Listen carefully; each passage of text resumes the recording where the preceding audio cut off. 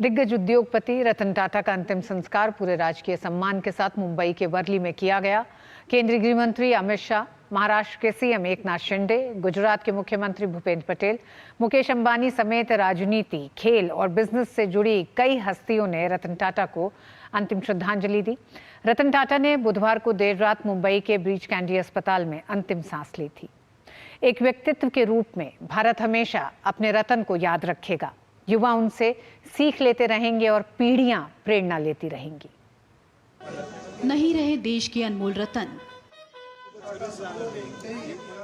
नम आंखों से दी गई अंतिम विदाई। राजकीय सम्मान के साथ हुआ अंतिम संस्कार। ईमानदारी, सादगी, विश्वसनीयता का ब्रांड। भारत को बदलने वाले, देश को विकास की राह पर ले जाने वाले दूरदर्शी उद्योगपति ने आम और खास हर किसी के दिल में अपनी जगह बनाई थी। समाज की बेहतरी के लिए प्रतिबद्ध, दुनिया के सबसे बड़े दानदाताओं में से एक माने जाने वाले भारत में औद्योगिक क्रांति के जनक रतन टाटा ने साबित किया कि पद और कद से कोई बड़ा नहीं होता। आम आदमी की कार से जगुआर तक देश दुनिया को नई दिशा देने वाले रतन टाटा के निधन पर राष्ट्रपति ने संवेदनाएं व्यक्त करते हुए लिखा, रतन टाटा के दुखद निधन से भारत ने एक ऐसे महान व्यक्तित्व को खो दिया जिन्होंने कॉर्पोरेट विकास को राष्ट्र निर्माण और उत्कृष्टता को नैतिकता के साथ जोड़ा। वहीं पीएम मोदी ने मुलाकात की तस्वीरों को शेयर करते हुए सोशल मीडिया पर लिखा, श्री टाटा दूरदर्शी, उद्योगपति, दयालु व असाधारण इंसान थे जिन्होंने अपनी विनम्रता, दयालुता और हमारे समाज को बेहतर बनाने के लिए अटूट प्रतिबद्धता के कारण कई लोगों के बीच अपनी जगह बनाई। उन्होंने भारत के एक प्रतिष्ठित उद्योग घराने को स्थायी लीडरशिप दी थी। समाज के प्रति अपने कर्तव्यों को निभाने के लिए सदैव तत्पर रहे। करोड़ों दिलों पर राज करने वाले 86 साल के रतन टाटा ने बुधवार की रात मुंबई के अस्पताल में अंतिम सांस ली। आम हो या खास, हर कोई इस युग पुरुष के अंतिम दर्शन का लेना चाहता था। हर सेक्टर के दिग्गजों ने श्रद्धासुमन अर्पित किए। केंद्रीय गृह मंत्री अमित शाह समेत तमाम नेताओं ने एनसीपीए ग्राउंड पर पहुंचकर श्रद्धांजलि दी। रतन टाटा जी को बहुत मनपूर्वक श्रद्धांजलि देता हूं। रतन टाटा जी, मेरा उनसे व्यक्तिगत भी गहरा परिचय रहा, परंतु न केवल भारतीय उद्योग जगत के, पूरे विश्व के एक सम्मानीय उद्योजक रहे।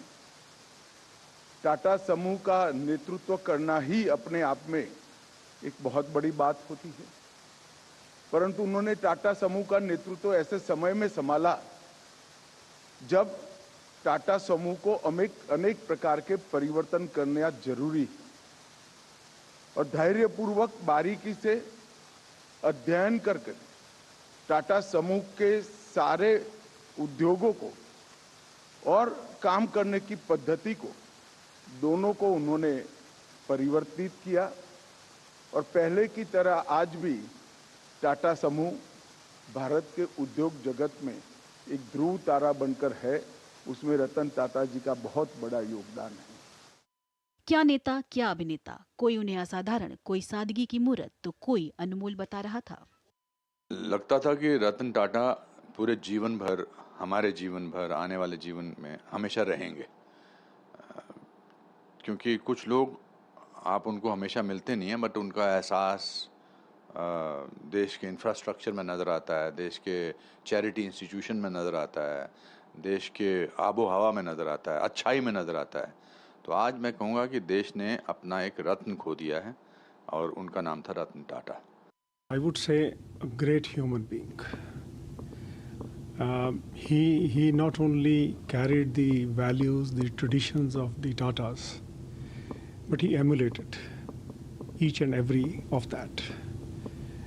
He was a good, very good corporate citizen who not only put his heart and mind into businesses, equally into philanthropic initiatives, touching lives. Ratanji, I think to my mind, not only gave leadership to the House of Tatas, but more importantly, also inspired next few generations. Ratan Tata के सम्मान में झारखंड और महाराष्ट्र सरकार ने एक दिन का राजकीय शोक घोषित किया। वहीं महाराष्ट्र कैबिनेट की बैठक में रतन टाटा को श्रद्धांजलि दी गई और एक प्रस्ताव पारित कर केंद्र से टाटा के अपार योगदान और उनके द्वारा मानवता के प्रति किए गए कार्यों के लिए भारत रत्न से सम्मानित करने का अनुरोध किया गया। यह सम्मान उस व्यक्ति के लिए एक सच्ची श्रद्धांजलि होगी जिसने मानवता के प्रति दयालुता, ईमानदारी और निस्वार्थ सेवा के मूल्यों को अपनाया। डीडी न्यूज की तरफ से देश के असली रत्न को भावभीनी श्रद्धांजलि।